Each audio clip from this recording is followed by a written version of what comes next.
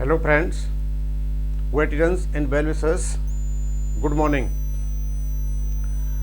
आज मैं आपको ये 3 टॉपिक लेकर के आया हूँ।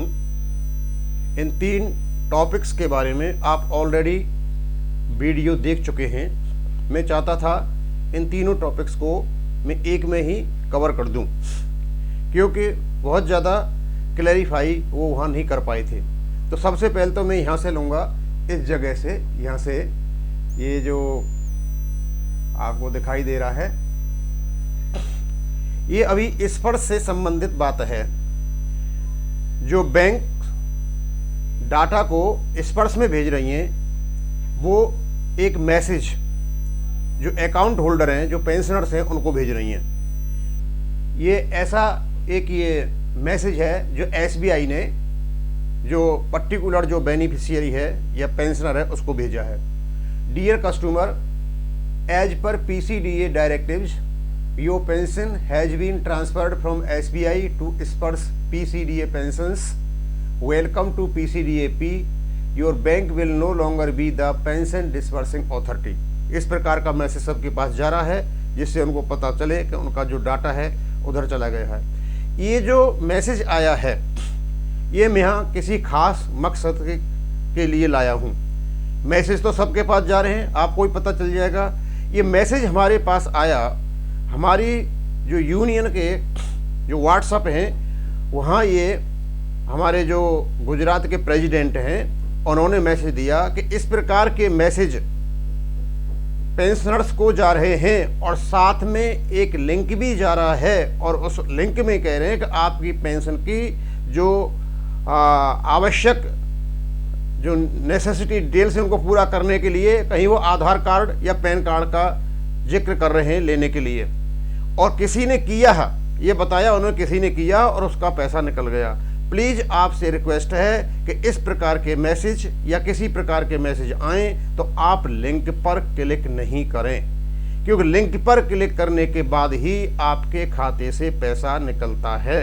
और इस प्रकार के मैसेज आते रहेंगे, क्योंकि ये नया नया अभी स्पर्श चल रहा है। उनको ये पता है कि इजीली टारगेटेड जो ग्रुप है वो हमारे 2006 से पहले के या 1996 पहले के जो पेंशनर्स हैं उनको बनाया जा सकता है। आपसे अगेन अनुरोध है कि आप इस प्रकार के मैसेज के साथ आए हुए क्लिक जो लिंक है उसको क्लिक नहीं करें। बस इसी के लिए मैंने इसको यहाँ किया था।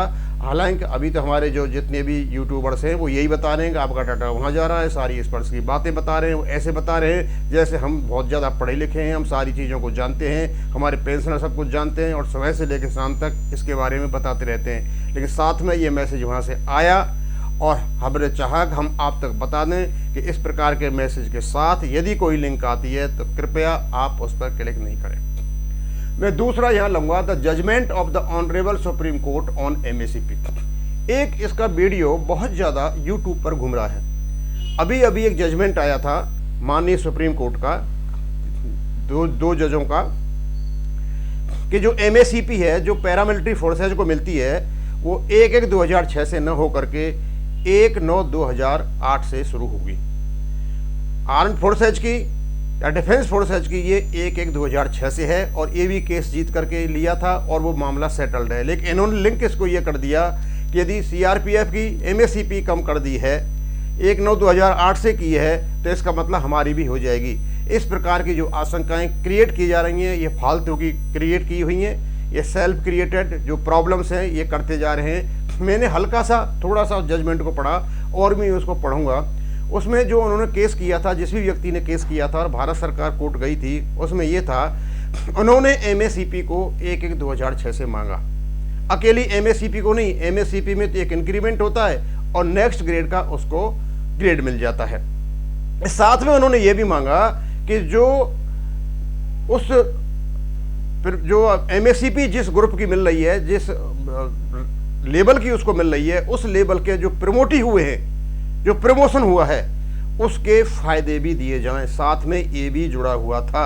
इसका मतलब ये हुआ, पहली बात तो ये सिविलियंस को 1/9/2008 से है, पैरामिलिट्री फोर्सेस सिविलियंस हैं, इसलिए उसी में काउंट होती हैं। 1/9/2008 से ही इनको मिलेगा, हमारा मैटर अलग है, हमारे मैटर को वहाँ ये फालतू में ही मतलब ऐड किया जा रहा है। लेकिन समस्या ये थी कि जो प्रमोटी से संबंधित बेनिफिट्स हैं वो भी उनको 1/1/2006 से दे दिए जाए। अब प्रमोशन किसी का होता है तो ऐसे ही नहीं हो जाता, उसका पहले कैडर में अपॉइंट डिटेल होता है, उसके बाद वो ट्रेनिंग होती है, ट्रेनिंग के बाद जब वैकेंसी आती है तब उसका प्रमोशन होता है। प्रमोशन का ये लगभग सभी डिपार्टमेंट में यही हिसाब किताब है कि सबसे। लेकिन जो MACP है वो केवल पर्टिकुलर ईयर्स का टेन्योर पूरा करने के बाद उनको वो मिल जाती है, उसमें कहीं कोर्स वगैरह पर डिटेलिंग नहीं होता है। तो कोर्ट ने माना कि जो प्रमोटी हैं उनके बराबर फायदे नहीं दिए जा सकते हैं। जैसे आर्मी में है, आर्मी में एक अजीबोगरीब मतलब समस्या क्रिएट हो गई है। जैसे आर्मी में ECHS की सुविधा जो MACP हवलदार बने उसको नायब सदर के बराबर मिल रही है, उनको CSD में सुविधा मिल रही है, उनको जो सर्विंग हैं उनको जो AC में ट्रेवल करते हैं वो सुविधा उनको मिल रही है। लेकिन मैंने एक पे स्लिप देखी अजीबोगरीब, MACP मिलने से ही रिकॉर्ड ऑफिसर के जो बाबू ने ही प्रमोशन कर दिया। पता नहीं क्या सॉफ्टवेयर बना रखा है उसमें। जब वो हवलदार था पहला तो MACP 1 मिला उनको सिपाही में, नायक में उनका प्रमोशन हो गया, MACP 2 खाली छोड़ दिया और MACP 3 दे दिया हवलदार में जाकर के। और हवलदार से प्रमोशन होने से पहले वो MACP 3 थे और उसमें लिखा था हवलदार में ही MACP नायब सूबेदार, और जब प्रमोशन हो गया तब भी वो MACP नायब सूबेदार। ये मुझे समझ में नहीं आ रहा है कि MACP से नायब सूबेदार कैसे हो गया। नायब सूबेदार तो प्रमोशन से होता है।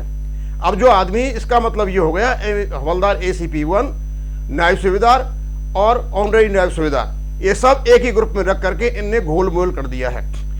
अभी मैंने जब माननीय सुप्रीम कोर्ट का फैसला पढ़ा तो उन्होंने बड़ा स्पष्ट कहा है कि MACP प्रमोशन नहीं है, MACP केवल एक फाइनेंशियल अपग्रेडेशन है। वो नेक्स्ट रैंक में प्रमोशन तब होता है जब आदमी कोर्स में डिटेल होता है, उसकी वैकेंसी होती है, तब प्रमोशन होता है।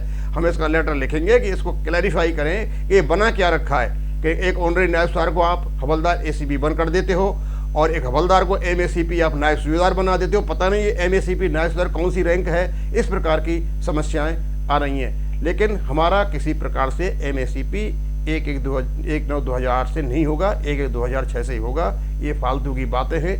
क्या हमारा भी कम हो सकता है अपने जो गैस लगा के, कंजक्टर्स लगा के मतलब ये वीडियो बनाए जा रहे हैं उनके बहकावे में नहीं आए। अब मेरा जो नंबर 1 है ये ग्रांट ऑफ, एक लेटर निकला और लेटर निकाला DSW ने, और DSW ने जो लेटर निकाला था एक केवल एक इंफॉर्मेशन थी। इंफॉर्मेशन ये थी grant of disability pension element special family pension in cases of death of death due to Covid. इस प्रकार का DSW ने लेटर निकाला। आर्मी के तीनों जो चीफ्स हैं उन्होंने जो प्रिंसिपल इंटीग्रेटेड फाइनेंशियल एडवाइजर, ये तीनों का जो अकाउंट्स वगैरह देखते हैं, कोई ऐसी पोस्ट है तो उनको लेटर लिखा कि भाई जो कोविड-19 से जो ESM हैं, जो अफेक्टेड हुए हैं, डिसेबल्ड हुए हैं, क्या उनको स्पेशल फैमिली पेंशन दी जा सकती है या उनको डिसेबिलिटी पेंशन दी जा सकती है। मैंने तो अब तक यही देखा है कि जो एक बार रिटायरमेंट आ गया बिना कैटेगरी के, तो मैंने तो कहीं देखा नहीं है कि उसको पुनः आर्मी बुलाती हो और सिविल की ड्यूटी करते वक्त या सिविल में रहते वक्त उसको किसी प्रकार कोई परेशानी हुई है उसको कोई मेडिकल कैटेगरी दी जाती हो। हाँ, उनका जरूर होता है, जो मेडिकल कैटेगरी आते हैं उनका रीअसेसमेंट मेडिकल बोर्ड होता है और उसके आधार पर उनकी जो डिसेबिलिटी है घटती बढ़ती रहती है। लेकिन यह ध्यान देने वाली बात यह थी कि डिसेबिलिटी पेंशन और एलिमेंट, यानी यदि जो हमारे पेंशनर है वो डिसेबल्ड हो गए तो उनको डिसेबिलिटी एलिमेंट दिया जाए या डिसेबिलिटी ये दी जाए, और यदि इनकी डेथ हो गई तो उनको स्पेशल फैमिली पेंशन दी जाए।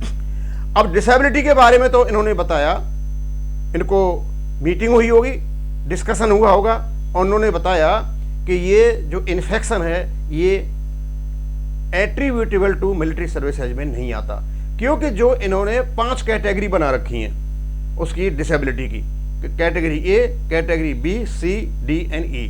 तो कैटेगरी ए जो होती है उसमें ये इन्फेक्शंस वगैरह आते हैं और वो एट्रीब्यूटेबल टू मिलिट्री सर्विस नहीं है। अब समस्या ये उठती है कि जो स्पेशल फैमिली पेंशन है ये क्या है, क्योंकि जब रिटायर हो जाते हैं उसके बाद दो ही फैमिली पेंशन रह जाती हैं। एक तो रह जाती है आपकी ऑर्डिनरी फैमिली पेंशन और एक रह जाती है enhance rate of family pension. अब उनका तो जिक्र यहाँ पे हो नहीं रहा है, यहाँ पर हो रहा है स्पेशल फैमिली पेंशन। इसका मतलब ये हुआ कि यदि कोई जो ईएसएम है